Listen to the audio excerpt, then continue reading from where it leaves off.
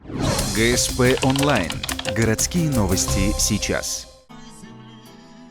3 июля сотрудники инспекции безопасности дорожного движения отметили профессиональный праздник.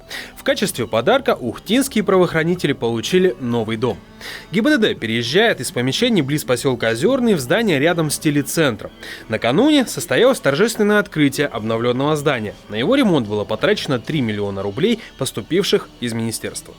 Вот этот уютный дом, как его назвали, он, конечно же, для сотрудников предназначен для того, чтобы это были их рабочие места здесь.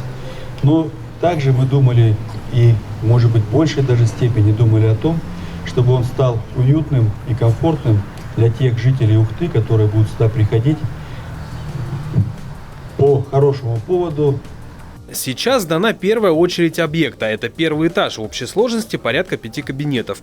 Теперь, например, на Интернациональной 46 располагается отдел по вопросам водительских удостоверений. Экзаменационный кабинет рассчитан на 15 посадочных мест и инструктора. Также по новому адресу теперь помогут решить вопросы регистрации транспортных средств и штрафов. Начальник ГИБДД также располагается здесь. Для вас созданы сейчас все условия для комфортной работы. Поэтому хочу пожелать вам самое главное – приложить максимум усилий для того, чтобы по обеспечению безопасности дорожного движения, снижению аварийности на дорогах и оказанию намного комфортных условий получения госуслуг наших граждан города Ухты.